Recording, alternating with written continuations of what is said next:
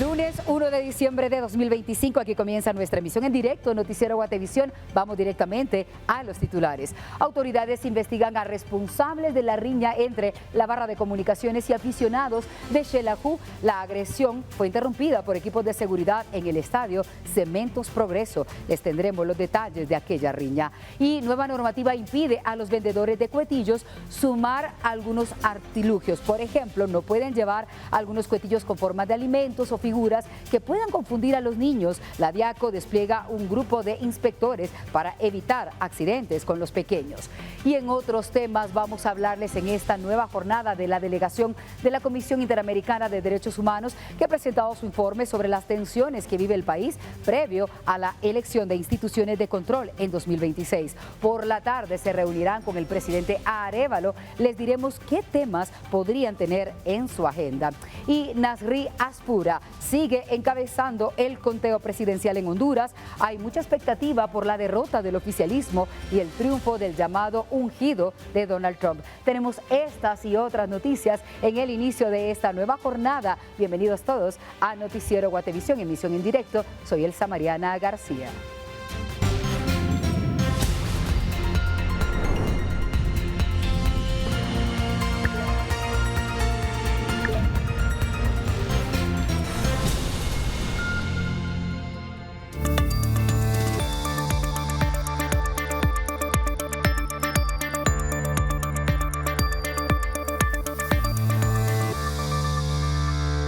Como decíamos previamente, en esta jornada vamos a tocar diversos temas, pero antes que nada hay que darle la bienvenida a este mes. Es el último ya de 2025, así que a vivirlo plenamente. Hoy les vamos a poner al día de los temas que son importantes. Alerta, vamos con muchos temas relacionados con las carreteras también. 2 trabajadores de vehículo repartidor de gaseosas fueron blanco de un atentado mientras hacían su trabajo en Chiquimula. El hecho tuvo lugar cuando los empleados de la empresa hacían la entrega del producto en la Quinta Avenida y primera calle de la cabecera departamental. Según testigos, 2 hombres en motocicleta se acercaron al ayudante del camión e intentaron entregarle un teléfono celular. Al negarse a recibir ese aparato, los malhechores abrieron fuego en contra de los neumáticos de la unidad para inmovilizarlo. Además, dejaron abandonado el teléfono en el suelo. Los bomberos de Chiquimula dieron primeros auxilios a los trabajadores que, pese a tremendo susto, salieron con vida del ataque de extorsionistas.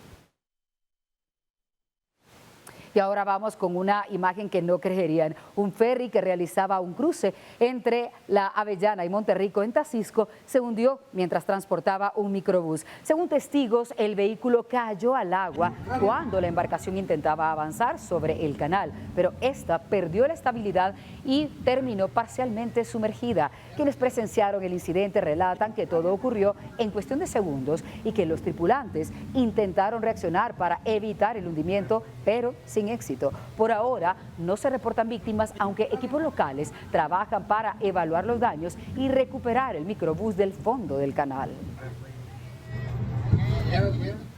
Qué imágenes impresionantes. Un accidente de tránsito entre un pick-up y una camioneta agrícola se registró en la aldea Chatinap, esto en Santa Cruz de Quiché. El impacto movilizó a elementos de los bomberos, quienes llegaron en minutos. En el pick-up viajaban 6 menores de edad, quienes estaban visiblemente nerviosos tras el percance, por lo que recibieron atención médica en el mismo lugar. Además, una mujer de 35 años sufrió varios golpes. Minutos después fue necesario trasladarla a la sala de emergencia de Quiché. Y un fatal accidente de tránsito tuvo lugar en el kilómetro 90 de la ruta al Atlántico en el Rancho El Progreso. Paramédicos informaron que el hecho tenía una situación compleja. Allí se vieron involucrados un vehículo de transporte pesado y una motocicleta. El piloto de la motocicleta lamentablemente falleció en el lugar tras chocar contra la parte trasera del tráiler, según testigos. Autoridades policiales y del Ministerio Público confirmaron que el piloto de transporte pesado había sido detenido y llevado a tribunales por el delito de responsabilidad de conductor. Un curioso incidente se registró ayer en plena ciudad de Guatemala. Atentos que esto nos podría pasar a cualquiera, sobre todo por el extremo cansancio. Cuando esto ocurría, se grababa esta imagen. Un automovilista se quedó dormido dentro de su vehículo en medio del tránsito congestionado. Según se observa, el conductor no reaccionaba inicialmente, por lo que le lanzan un objeto con el que lo golpean y finalmente el hombre despierta y puede reanudar la marcha sin incidentes, generando asombro, pero también la risa entre los transeúntes y conductores. El hecho sirve como recordatorio de la importancia de descansar adecuadamente antes de conducir y también de mantener la vigilancia constante, especialmente en zonas de tráfico pesado, para prevenir incidentes como estos. ¡Viene la policía! ¡Viene la policía! ¡Viene la policía!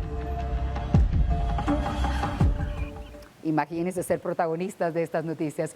Un pick-up con alrededor de 8 personas a bordo volcó la tarde de este domingo en la colonia Las Manzanillas 2 en Tejutla, San Marcos. Según reportes del propio conductor a las autoridades, el percance habría ocurrido después de que el sistema de frenos le fallara, lo que le hizo perder el control del automóvil.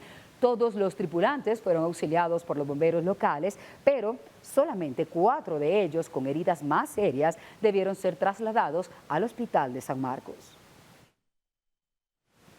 Un grupo de turistas que sobrepasó el área restringida para observar la erupción del volcán de fuego fue sorprendido por la caída de bloques calientes e incandescentes. Debido a la niebla, no se percataron del peligro y uno de ellos resultó con serias heridas. Tras varias horas de trabajo, los bomberos lograron descender a la ruta y trasladarlo a un centro de atención médica. Este incidente ocurre en plena temporada de ascenso de volcanes, cuando incrementa la visita de turistas nacionales y extranjeros. La Conred hace un llamado para respetar las rutas autorizadas, los horarios y las restricciones, además de las condiciones de seguridad establecidas por las autoridades. Ante cualquier situación, por favor, una situación de emergencia o desastre, tomen nota. La institución recomienda activar el sistema Conred comunicándose con los cuerpos de socorro o autoridades locales, pero también pueden llamar al 119 en una emergencia como estas.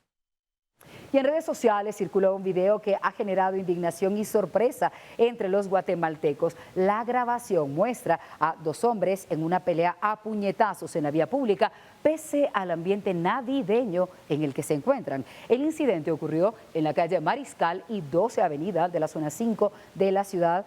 Y allí pueden ver las imágenes de apenas 13 segundos que muestran a un hombre con gorro alusivo a Santa Claus peleando con otro vestido completamente de negro, mientras varias personas observan sin intervenir. En el video también se observa a agentes de la policía municipal, quienes actuaron de inmediato para evitar riesgos a inocentes. Amílcar Montejo, vocero de EMETRA, informó que la disputa habría iniciado por acusaciones del presunto robo de una billetera. Y la policía informó que en las últimas 24 horas logró la captura de 165 personas por diferentes delitos en todo el país. De acuerdo con su portavoz Edwin Monroy, 132 detenciones fueron efectuadas en flagrancia, es decir, cuando los presuntos responsables cometían el delito o poco después. Los otros 33 capturados eran solicitados por juzgados en el país y fueron aprehendidos. Además de las detenciones, la PNC reportó el decomiso de 12 armas de fuego, algunas de ellas utilizadas presuntamente para actividades criminales. Durante los operativos también se recuperaron 6 motocicletas y 3 vehículos que tenían reporte de robo, los cuales ya están en poder de las autoridades.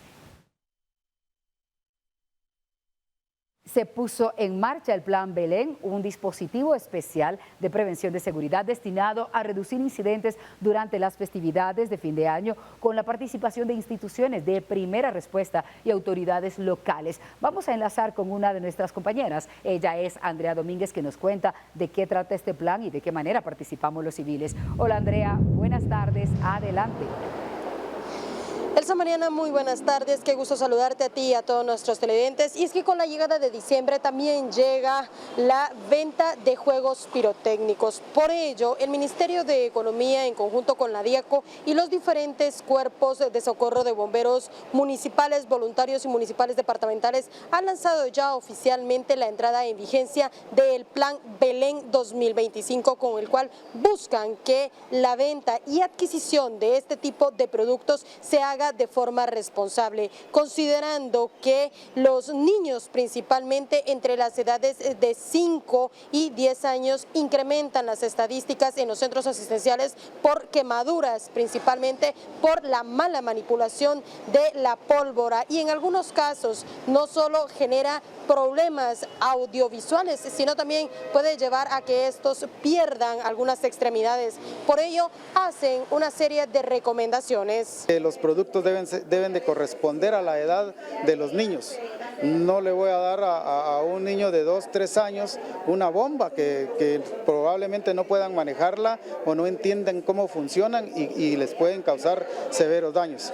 No hay que quemar cuetillos dentro de botellas, de frascos, porque estos van a estallar y van a funcionar como una granada, va a expulsar todos esos residuos y pueden causar lesiones importantes en los niños. No uses esos productos en contra de personas ni de vehículos. Los niños muchas veces se ponen a jugar como que fueran armas y lanzan esos cuetillos y causan problemas en las demás personas. Todos los niños con juegos pirotécnicos deben ser supervisados, repito, por los adultos. La Diaco asegura que ya se encuentra realizando verificaciones, principalmente para que aquellos que se dediquen a la venta de este tipo de artículos hayan pasado los requerimientos para que puedan hacerlo. Además de ello, siguen señalando que continúa prohibida la venta de ciertos artículos como los canchinflines e incluso productos que simulen alimentos. Los juegos pirotécnicos no parezcan producto comestible, sobre todo para los niños, ¿verdad? Eso es parte de las capacitaciones que se ha dado la inducción, toda vez que buscamos prever episodios lamentables. Además de eso, pues activamente Diaco va a estar monitoreando en mercados, en centros comerciales, en distintos lugares. Tenemos una serie ya programada de dónde se van a hacer las verificaciones respectivas. Las autoridades han asegurado que la venta de productos no autorizados o debidamente reglamentados puede conllevar multas de hasta 50,000 quetzales. Además, hacen un llamado a los padres de familia a que puedan adquirir este tipo de productos en lugares debidamente autorizados, considerando que existe un riesgo de hacerlo en aquellos que no han pasado por diversas verificaciones ante el peligro que conlleva la manipulación de la pólvora, que incluso pueda ser almacenada, o aquellos que puedan ser fabricados sin contar con las debidas especificaciones y reglamentaciones. Con imágenes de Moisés Sheck y Anea Juárez, reportó Andrea Domínguez. Gracias, Andrea. Viene perfecta la recomendación, en especial a quienes tenemos niños pequeños, para que esto no ocurra, un incidente de esos. Vamos a otras noticias relacionadas con este día, el Día Mundial de la Lucha contra el SIDA, que se conmemora justamente a nivel internacional cada 1 de diciembre. Organizaciones y autoridades de salud pública en Guatemala realizan una jornada de información, también pruebas rápidas y consejería en el Paseo de la Sexta. La estadística para nuestro país señala lo siguiente: desde 1984 a la fecha, son más de 49,000 casos de VIH registrados. Juan Pablo Garrido con los detalles en este enlace. Hola Juan Pablo, buenas tardes. Hablemos de otras novedades. Buenas tardes, información que podemos actualizar este 1 de diciembre y hoy se conmemora el Día Mundial de la Lucha contra el SIDA. Ante ello, diversas organizaciones sociales e instituciones públicas realizaron una serie de actividades en el Paseo de la Sexta. Para conocer mayor información me acompaña Marleni Negreros de AHF Guatemala. Marleni, buenas tardes, la información que podemos compartir relacionado a este tema que preocupa, como es el VIH. Muy buenas tardes, efectivamente hoy nos estamos dando cita en el parque, aquí enfrente del Parque Concordia, la CONASIDA, en coordinación con el Ministerio, el Programa Nacional de SIDA, AHF y otras organizaciones de sociedad civil. Estamos hoy aquí presentes para llevar a cabo la conmemoración del Día Mundial del SIDA. ¿Podría comentar datos estadísticos? Es una enfermedad que incrementa año con año desde el primer registro que se tuvo en 1984 en nuestro país. Sí, efectivamente va un acumulado a través del informe epidemiológico de un aproximado de 49,000 casos. De estos casos, año con año, de 1984 al 2021, se diagnosticaban 1.300 casos aproximadamente. Pero ahorita, del 2021 al 2025, se ha tenido la preocupación que se están diagnosticando presentando más de 2.000 casos, pero eso es porque realmente se está dando la tarea, tanto el Ministerio como organizaciones de sociedad civil, en la búsqueda de esos casos para que las personas conozcan su estatus. Marlene, muchas gracias por la información. Es importante mencionar que dicha actividad estará vigente aproximadamente hasta las 5 de la tarde, por lo que se hace la invitación a las personas para que puedan acudir a este sector del centro histórico, específicamente entre la 14 y 15 calle del Paseo de la Sexta. Un dato estadístico que podemos actualizar es que el 80% de los diagnósticos ocurre en sexo masculino, en hombres de aproximadamente entre los 14 a 49 años de edad. En cámara, Byron Baiza, yo retorno a los estudios centrales. Buenas tardes. 4 magistrados del Tribunal Supremo Electoral suspendidos en medio de investigaciones por presuntas irregularidades en la compra del sistema de resultados electorales regresaron a sus funciones el 28 de noviembre pasado tras un amparo provisional otorgado por la Corte Suprema de Justicia. Los magistrados titulares del Tribunal Supremo Electoral se reincorporaron a sus labores la noche del viernes 28 de noviembre, después de que la Corte Suprema de Justicia otorgara un amparo provisional a su favor. Con esta medida, la CSJ dejó sin efecto la resolución que había suspendido temporalmente a los magistrados, mientras avanzaban las diligencias relacionadas con la contratación del sistema de transmisión de resultados electorales preliminares TREP, utilizado en los comicios generales del 2023. Los magistrados Irma Elizabeth Palencia Orellana, Gabriel Vladimir Aguilera Bolaños, Maynor Custodio Franco Flores y Ranulfo Rafael Rojas Cetina regresaron al pleno del TSE en cumplimiento a la orden emitida por la CSJ. La resolución establece que el órgano jurisdiccional que dictó la suspensión deberá remitir el expediente dentro de un plazo de 48 horas, con el fin de que la Corte pueda continuar el análisis del caso y determinar si mantiene o no la medida provisional. Además, la CSJ concedió el mismo plazo al Ministerio Público y a las partes interesadas para que presenten sus argumentos y documentación relevante. Como parte del proceso, la Corte también dispuso que todas las notificaciones futuras se realicen conforme a los requerimientos de la normativa de notificaciones electrónicas. Con la reinstalación, el magistrado Gabriel Vladimir Aguilera Bolaños retomó las funciones de presidente del TSE, posición que le correspondía según la rotación establecida. Durante la suspensión, la presidencia estuvo a cargo de la magistrada Blanca Alfaro. La suspensión inicial había sido dictada en el contexto de la investigación sobre la adquisición del sistema TREP, cuyo contrato ascendió a 148 millones de quetzales. Las diligencias incluyen la revisión de procedimientos administrativos, criterios técnicos utilizados para la contratación y el rol de los magistrados en la aprobación del proyecto. La reincorporación de los magistrados permite que el Pleno del TSE vuelva a contar con todos sus integrantes titulares, mientras continúa el trámite del amparo y el avance de las investigaciones. Para Noticiero Guatevisión reportó Oscar Vázquez. Y en otros temas, la salida de Miguel Ángel Díaz Bobadilla del Ministerio de Comunicaciones profundiza la inestabilidad histórica en una de las carteras más críticas del Estado. En los últimos 17 años, 15 funcionarios han ocupado ese cargo, convirtiendo el CIB en el ministerio con mayor rotación. La renuncia de Miguel Ángel Díaz Bobadilla, oficializada el 28 de noviembre, vuelve a colocar al CIB dentro de un contexto de cambios frecuentes, de acuerdo con registros y reportes de seguimiento institucional. 15 personas han ocupado el cargo de ministro de Comunicaciones en los últimos 17 años. El gobierno informó que Díaz Bobadilla fue nombrado interventor de Ferrocarriles de Guatemala, FEGUA, mientras que Norma Lisset Sea Osorio asumió como nueva ministra del CIB. Norma Sea Osorio se desempeñaba como viceministra de Infraestructura desde agosto de 2025, según documentación pública. Anteriormente, brindó servicios profesionales como asesora de la Secretaría Privada de la Presidencia y en labores de gestión y de seguimiento administrativo. Además, su hoja de vida registra múltiples contratos por servicios técnicos en distintas entidades del Estado entre 2010 y 2025. Con la designación de Sea Osorio, el CIB suma 5 titulares en los primeros 2 años del actual gobierno. Los cambios han sido los siguientes: Yasmín de la Vega, Félix Alvarado, Paola Constantino, Miguel Ángel Díaz Bobadilla y Norma Lisset Sea Osorio. La nueva ministra tendrá a su cargo un presupuesto de 6.8 millones de quetzales asignado al CIF para 2026. Según el dictamen del proyecto de presupuesto aprobado por el Congreso de la República, aunque el monto es menor al ejecutado en 2025, la cifra se complementa con una asignación de 2.102.2 millones de quetzales al Fondo para Proyectos Viales Prioritarios FOBIP, creado en el marco de la Ley de Infraestructura Vial Prioritaria,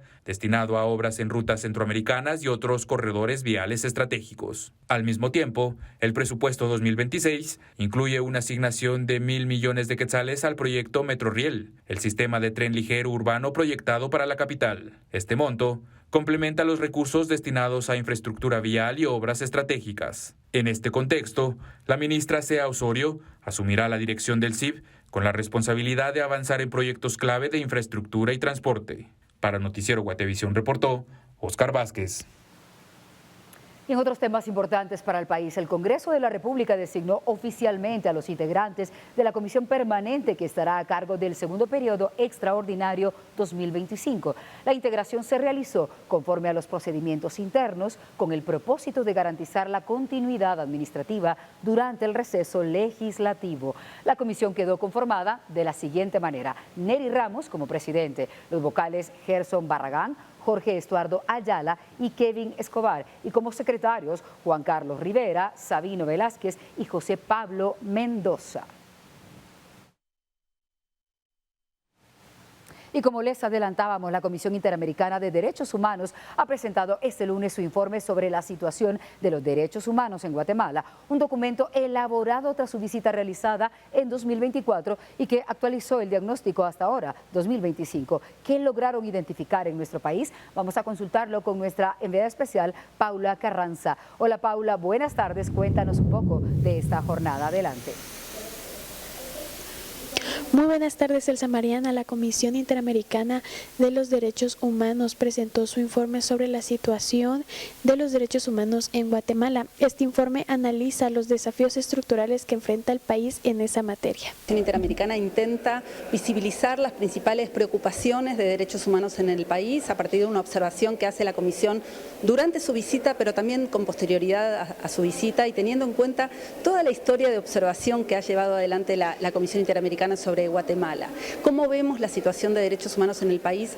Básicamente afectada por la situación democrática, ¿no? En Guatemala existe una amenaza seria del sistema democrático. Las instituciones democráticas en Guatemala están en peligro por un incorrecto funcionamiento de las instituciones democráticas. El sistema judicial en Guatemala no está funcionando como debe funcionar, no es un sistema independiente, no hay independencia judicial en Guatemala, y al mismo tiempo advertimos que hay serias deficiencias también en el funcionamiento del Congreso. Esto hace que el sistema democrático en Guatemala esté en peligro. Hay otras instituciones, hoy hablábamos de la Procuraduría de Derechos Humanos, hay varias instituciones que no están funcionando bien en el país, y eso dificulta el avance en políticas de derechos humanos. Por supuesto, somos conscientes que existen desafíos históricos en derechos humanos en Guatemala, que tiene que ver con la situación de los pueblos indígenas, que tiene que ver con la pobreza, con la desigualdad, con la situación de mujeres, de determinados grupos en situación de vulnerabilidad. Sin embargo, no hay posibilidad de avanzar en derechos humanos si no hay instituciones democráticas sólidas. Eso implica que tienen que ser instituciones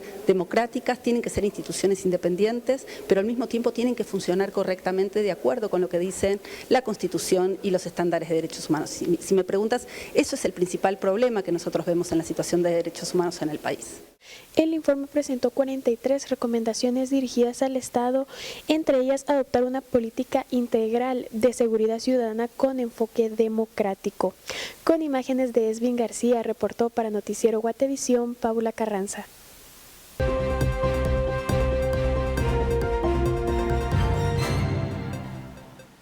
Demos un vistazo al panorama internacional. El candidato de derecha apoyado por Donald Trump, Nasri Asfura, encabeza un estrecho margen, en realidad le separa de su antecesor, pero también se habla de las elecciones de este lunes, son las elecciones presidenciales. ¿Cómo va el avance? Y ese conteo ha sido marcado por la amenaza del mandatario estadounidense de recortar la ayuda al país si es que el empresario no gana. Expectativa en Honduras para conocer al nuevo presidente, tras unas elecciones muy reñidas. Los resultados parciales, con el 55% de las actas escrutadas, mostraban una leve ventaja para Nasri Asfura. El candidato derechista, apoyado por el presidente estadounidense Donald Trump, superaba por poco más de 4.000 votos al también derechista Salvador Nasrallah. A más de 20 puntos porcentuales de distancia estaba la izquierdista Rixi Moncada, candidata del gobernante Partido Libre, quien había dicho que solo reconocería el conteo total, que puede llevar días. Casi 6,5 millones de hondureños estaban llamados a elegir al relevo de Xiomara Castro en una sola vuelta, así como diputados y alcaldes por 4 años. Los comicios estuvieron marcados por la amenaza de Trump de recortar la ayuda al país si Asfura no gana.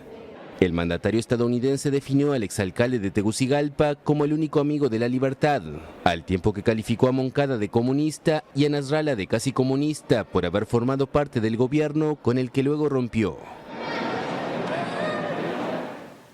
Y ayer Jimmy Morales, expresidente de Guatemala, fue detectado como observador, en este caso observador internacional, durante las elecciones generales que se celebraron el pasado domingo en Honduras. Morales participó en la jornada electoral acompañado del proceso recuento específicamente para los votos y también allí destacó la elevada participación ciudadana, especialmente de jóvenes. La presencia de observadores internacionales se enmarca dentro del esfuerzo por garantizar la transparencia de ese proceso.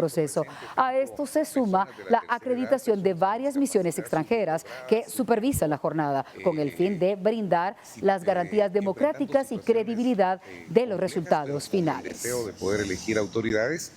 Y el presidente de Estados Unidos, Donald Trump, dijo que hay buenas posibilidades de un acuerdo entre Honduras y Ucrania tras las discusiones entre delegados estadounidenses y ucranianos que tuvieron lugar en la Florida, previas al viaje del enviado especial hacia Moscú.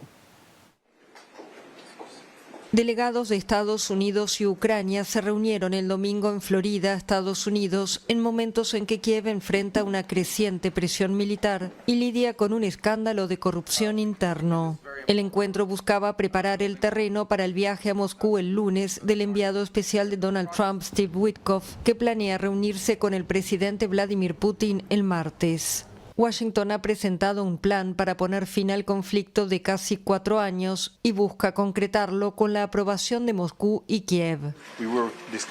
Al término del encuentro, el delegado ucraniano aseguró que la reunión fue productiva y exitosa.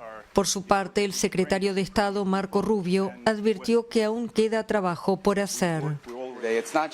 No es solo los términos para poner fin a los combates, es también sobre preparar a Ucrania para una prosperidad a largo plazo. Empezamos a sentar las bases en Ginebra, continuamos en nuestras comunicaciones en la semana, creo que hoy lo reforzamos, pero queda trabajo por hacer, es delicado, complicado. Más tarde, Trump indicó que el reciente escándalo de corrupción en Ucrania, que obligó al presidente Volodymyr Zelensky a destituir a su jefe de gabinete y principal negociador, no ayuda, pero estimó que hay buenas posibilidades de llegar a un acuerdo. Antes de las conversaciones en Florida, las fuerzas rusas atacaron la capital de Ucrania y la región durante 2 noches consecutivas, mientras avanzaban en la línea del frente. Horas antes, una fuente de seguridad ucraniana declaró que Kiev era responsable de los ataques a 2 petroleros en el Mar Negro, que según se cree, transportaban de forma encubierta petróleo ruso sancionado. Y en otros temas, el Papa León XIV aterrizó en Líbano con un mensaje de paz y de reconciliación, además de un llamado a los ciudadanos a quedarse en su país, pese a la crisis endémica y la dificultad de recuperación que viven tras la guerra con Israel. El Papa León XIV aterrizó el domingo en Líbano con un mensaje de paz y reconciliación, tras su viaje de 4 días a Turquía, donde abogó por la unidad de los cristianos. Su visita de 48 horas a este país multiconfesional de 5.800.000 habitantes es la segunda etapa de su primera gira internacional desde que fue elegido líder de la Iglesia Católica. En un discurso en el Palacio Presidencial en Beirut, el Papa estadounidense nacionalizado peruano instó a los libaneses a quedarse en su país, pese a la complicada situación de los últimos años.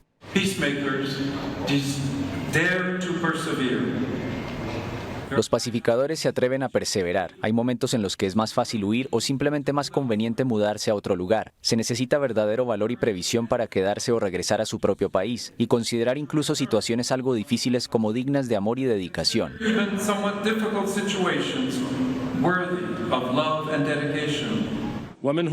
Líbano enfrenta una sucesión de crisis desde 2019, incluido un colapso económico que agravó la pobreza, una devastadora explosión en 2020 en el puerto de Beirut y la reciente guerra del movimiento islamista Hezbollah con Israel. El Papa también llamó a los libaneses a tomar el camino de la reconciliación para cerrar las heridas personales y colectivas en un país marcado por las divisiones. Pese al importante papel político que desempeñan los cristianos en el país, su número ha disminuido en las últimas décadas, sobre todo debido a la emigración de los jóvenes. El presidente Joseph Aoun, único jefe de Estado cristiano del mundo árabe, aseguró en su discurso ante el Papa que salvaguardar Líbano, único modelo de coexistencia entre cristianos y musulmanes, es un deber para la humanidad. Líbano decretó 2 días festivos con motivo de la visita del Papa, y muchos ciudadanos salieron a las calles con la esperanza de ver a León XIV, el primer pontífice en visitar el país desde Benedicto XVI en 2012.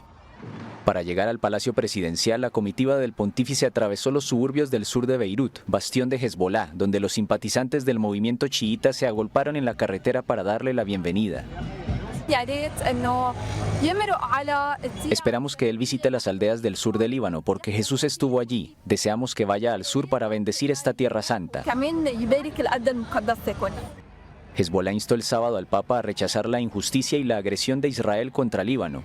Sobre la inestabilidad en Oriente Medio, León XIV declaró a bordo del avión papal que la solución de 2 estados es la única vía capaz de resolver el conflicto entre israelíes y palestinos. En otras cosas, la policía de Hong Kong dijo este lunes haber detenido hasta la fecha a 13 personas relacionadas con el incendio de grandes proporciones que sucedió la semana pasada en un complejo residencial que ha dejado hasta ahora más de 150 muertos. 13 personas han sido detenidas en Hong Kong en relación con el enorme incendio sucedido la semana pasada en un complejo residencial. Así lo informó el lunes la policía, que actualizó el balance de víctimas. El número de fallecidos confirmados asciende a 151.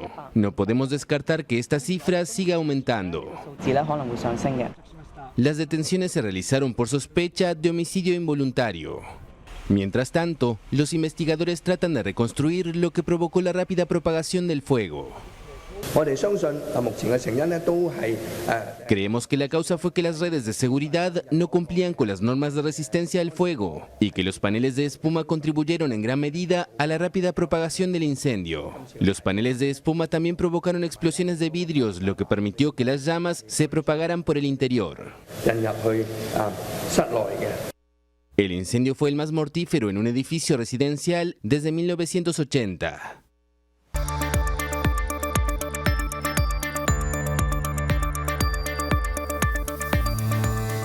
Gracias por continuar con nosotros. Recuerden que pueden seguir nuestra transmisión en guatevision.com y compartir esa transmisión con personas en todo el mundo, en Estados Unidos y otras regiones. Vamos con más noticias, nos ponemos al día de incidentes policiales. Justamente, agentes de la PNC, durante un operativo de seguridad, han capturado a un hombre. Su nombre es Axel, de 34 años. Él viajaba en un automóvil cuando intentaba escapar de las autoridades. Según el reporte oficial, tras hacerle el alto, el hombre intentó darse a la fuga, pero tras una revisión lograron atraparlo y localizar envoltorios con droga. Luego de la inspección y las pruebas de campo a esos paquetes que transportaba, dieron positivo a cocaína. El reporte específicamente detalla que se le incautaron 6 bolsas de marihuana, 390 cápsulas y 750 recipientes con cocaína. La captura se dio en un sector de Villa Canales. Y ahora en otros temas también nos ponemos al día de lo que ha ocurrido en Santa María, Xalapán, Jalapa. Allí, en esa aldea, también se produjo una captura, la de José Antonio López Muñoz, de 35 años. Tras identificarlo, agentes localizaron 2 pistolas calibre 9 milímetros, los cuales portaba de manera ilegal. Una de ellas con reporte de robo que data desde enero de 2022. López Muñoz tenía pendiente además 2 órdenes de captura, una por portación ilegal de arma de fuego girada en mayo de este año y la segunda orden por aprehensión es por el delito de homicidio por hecho ocurrido en mayo pasado. Ambas órdenes fueron giradas por un juzgado de Jalapa. Y agentes de la comisaría de Petén y del Grupo de Reacción Inmediata Lobo Grill, para decir el nombre completo, lleva a cabo operativos preventivos en distintos sectores de San Benito Petén con el objetivo de reforzar la seguridad ciudadana y prevenir otros hechos delictivos. Las acciones incluyen patrullajes en puntos estratégicos, controles vehiculares, además la verificación de antecedentes penales y policíacos. Allí buscan garantizar la tranquilidad de la población y mantener el orden y la tranquilidad tranquilidad en general. Las autoridades locales destacan que estos operativos forman parte de un plan constante de seguridad orientado a disuadir la delincuencia y atender situaciones de riesgo de manera inmediata, asegurando que los ciudadanos puedan transitar con mayor tranquilidad en las calles de ese lugar tan bonito, San Benito, Petén.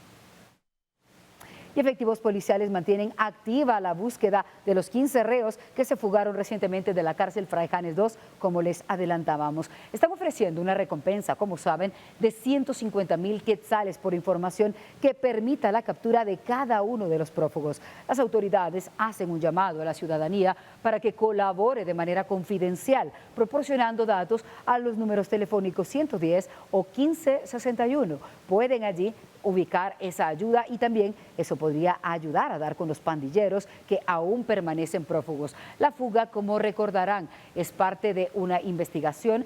Ya también se habla de la seguridad y los patrullajes de control vehicular que se siguen haciendo para detectar a estos hombres. Es una operación estratégica de las autoridades para resguardar a la población.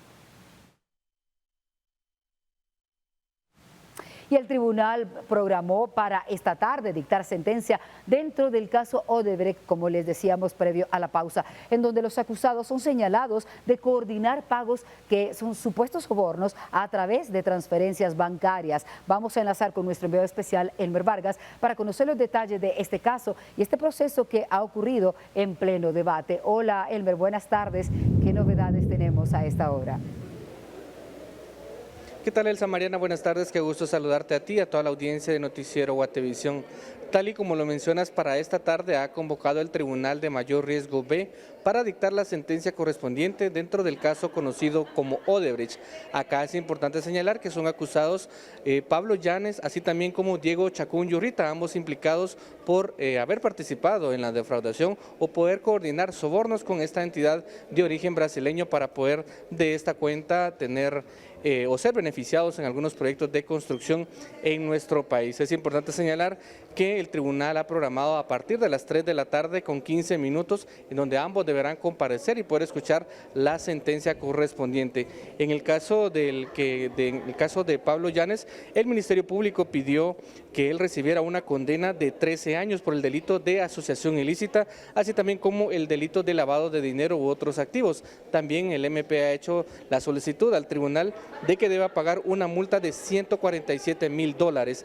Esto en relación a, como les comentaba, de Pablo Llanes Guerra. Así también en el caso de Diego Chacón, el MP ha solicitado que reciba una condena de 16 años por 3 delitos, específicamente por el delito de falsedad ideológica, así también como el de asociación ilícita y lavado de dinero. En este caso particular ha solicitado que pueda pagar una multa de $100,000 por los hechos ya cometidos. Como les comentaba, según la acusación del Ministerio Público, ambos se encargaban de coordinar con representantes de esta empresa de origen brasileño Odebrecht el pago de supuestos sobornos, los cuales se realizaban mediante transferencias bancarias a las cuales estaban vinculadas con Manuel Valdizón. Es importante señalar que dentro de este mismo proceso, tanto Manuel Valdizón como el exministro de Comunicaciones Sinibaldi, ambos fueron beneficiados con resoluciones judiciales, en este caso por la jueza Avelina Cruz. Como les comentaba, tanto Manuel Valdizón como Alejandro Sinibaldi, ambos fueron librados de este proceso al tener el sobreseimiento del proceso a su favor. Este es el reporte que nosotros tenemos a esta hora, en donde nosotros estaremos actualizándole más adelante lo que vaya a resolver el tribunal en este caso de los dos acusados, quienes, como les comentaba, será a partir de las 3 de la tarde, en donde conoceremos cuál ha sido la decisión de este tribunal. Yo regreso contigo a los estudios con imágenes de José Sánchez, reportó Elmer Vargas.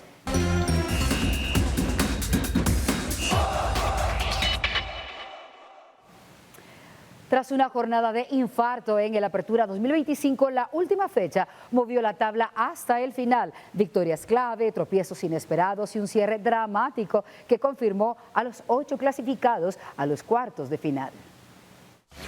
Finaliza la última jornada de la Liga Nacional de Guatemala, donde todos los partidos se jugaron a las 15 horas en simultáneo. ¿Cuáles fueron los resultados? ¿Quiénes clasificaron? Conozcámoslo en la siguiente nota. Durante 90 minutos, la tabla se movió como una montaña rusa. Varios equipos por momentos saborearon la clasificación. Pero el fútbol, nada está escrito hasta el último segundo. Antigua hizo respetar su casa y venció 2-0 a Malacateco, asegurando 3 puntos clave. Cobán Imperial y los Conejos de Mictlán no se hicieron daño y terminaron 0-0. Aurora ganó 1-0 a Misco jugando como local. Los misqueños buscaban la victoria para colocarse líderes, pero terminaron cayendo.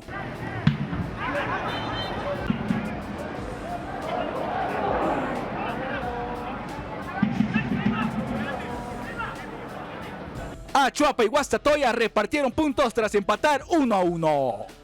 Municipal, el superlíder, volvió a imponer su autoridad al derrotar 2-0 a Marquense como visitante. Y Comunicaciones cierra un torneo de terror. Cayó 1-0 ante Xelajú MC y terminó en el último lugar de la tabla. Así quedan definidos los cuartos de final. Municipal versus Mictlán, Misco versus Achuapa, Antigua GFC versus Xelajú MC, Aurora FC versus Malacateco. Las fechas todavía no están confirmadas, pero lo que sí sabemos es que se vienen partidazos. Y así finalizamos el resumen de la última jornada de la Liga Nacional de Guatemala. Con imágenes de Byron Baiza, informó para Noticiero Guatevisión Kevin Gordillo. Y vamos ahora a un lamentable incidente en el deporte, siempre en Guatemala. Una pelea muy fuerte entre aficionados de Comunicaciones se registró en el graderío del estadio Cementos Progreso, mientras se disputaba el partido frente al Xelajú MC, correspondiente a la última jornada de la Apertura 2025 del que les hablábamos hace un momento. Aparentemente la riña comenzó por una discusión entre grupos de seguidores cremas que rápidamente escaló a empujones, golpes y lanzamiento de objetos peligrosos. Las agresiones obligaron a varios espectadores a retirarse de la zona para evitar ser alcanzados en medio del caos que pueden ver en la pantalla. Agentes de seguridad del estadio intervinieron para separar a los involucrados, mientras que el encuentro deportivo continuó bajo un ambiente de mucha tensión. Las autoridades analizan videos y también algunos testimonios para identificar a los responsables y luego sancionarlos, pero en este caso también pueden ser sancionados los propios organizadores.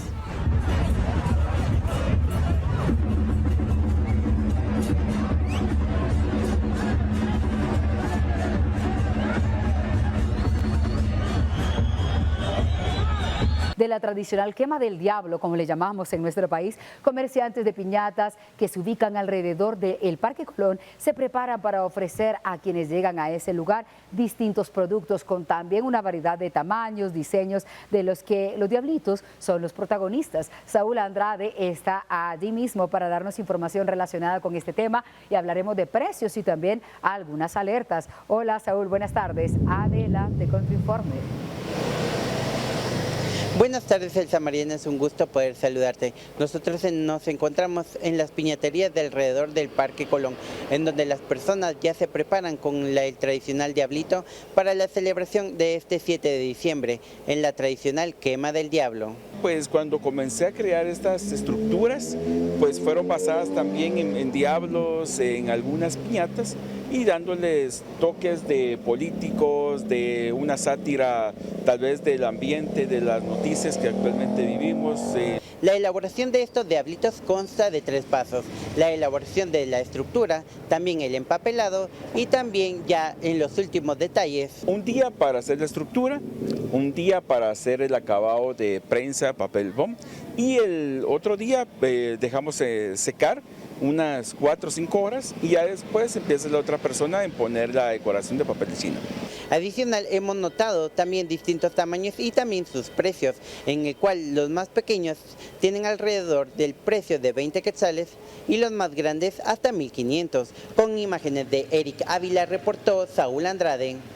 Gracias, Saúl. Es lo más interesante ver cómo los trabajos allí se mantienen y recuerden que ustedes pueden llegar a comprar estos productos, pero por favor, siempre con precaución. Vamos a otros temas. Ayer por la noche, miles de guatemaltecos se dieron cita en el Campo Marte para vivir la edición 2025 de lo que llaman la Noche de los Deseos, organizada por Pollo Campero en un espectáculo lleno de luces, de emoción y también del espíritu navideño. Desde horas de la tarde, familias completas, grupos Grupos de amigos y también niños con algunos disfraces navideños ocuparon las sillas. También hicieron tiendas de campaña y espacios estratégicos para asegurarse el mejor lugar para disfrutar del evento. Con música, juegos y sorpresas, el ambiente festivo se vivió con gran intensidad y vean esas imágenes. Al caer la noche, el cielo de la capital también se transformó y hubo un show de drones, para muchos inesperado, que dibujó figuras navideñas como árboles de Navidad, estrellas, galletas de jengibre y también esferas, además del icónico personaje de la marca. Luego de los fuegos artificiales, iluminaron con explosiones de todos los colores que puedan imaginar y luces el cielo, captando así la atención de los niños y adultos en ese lugar.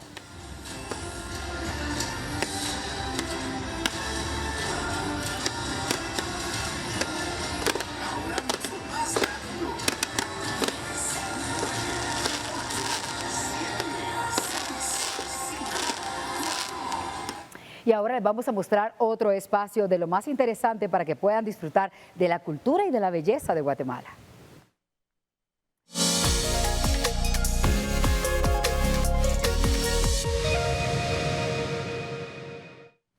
Miles de guatemaltecos y extranjeros llegaron al municipio de San Gaspar Vivar para disfrutar de la Noche de las Velas en su 6ª edición. Las imágenes son impresionantes y uno de los objetivos de esta actividad es la convivencia entre las personas, pero hay declaraciones que nos dieron que queremos compartir con ustedes. La aldea San Gaspar Vivar en Zacatepeques vivió anoche una de sus tradiciones más esperadas, la Noche de las Velas, una celebración que transforma el lugar en un escenario romántico, donde la arquitectura colonial se funde con la tenue luz de las velas, creando un ambiente ideal para fotografías y recorridos familiares. Esta actividad se realiza desde noviembre del 2020, cuando surgió como una propuesta para ofrecer a los guatemaltecos un espacio acogedor y lleno de magia dentro de la ciudad colonial. Desde entonces se ha consolidado como una tradición anual que promueve esperanza, unidad e identidad cultural. Los organizadores destacaron que a lo largo de 5 ediciones, la celebración ha iluminado una de las aldeas más emblemáticas de Antigua Guatemala. Ayer, en su 6ª edición, las calles y áreas representativas de San Gaspar Vivar volvieron a encenderse al caer la noche, acompañadas de música ambiental, ventas de comida típica y productos locales. Vecinos antigüeños y visitantes caminaron entre cientos de velas desde las 15 horas hasta pasadas las 23:30 horas, disfrutando de una velada que solo se realiza una vez al año y que se ha convertido en un atractivo cultural y fotográfico. La Noche de las Velas en San Gaspar Vivar, Zacatepeques, se considera una tradición reciente en la que se encienden más de 3,000 velas. Según los historiadores, esta celebración rinde homenaje al Día de los Muertos y a la quema del diablo, además de dar la bienvenida al mes de diciembre en un tiempo lleno de luz y esperanza. Para Noticiero Guatevisión, reportó Rosemary Ávila. Interesante. Con eso llegamos al final de nuestra emisión en directo. Gracias por acompañarnos una vez más. Les invitamos a sintonizarnos en las siguientes emisiones y mañana a la 1 tenemos una cita para informarnos en Noticiero Guatevisión, emisión en directo. Hasta pronto.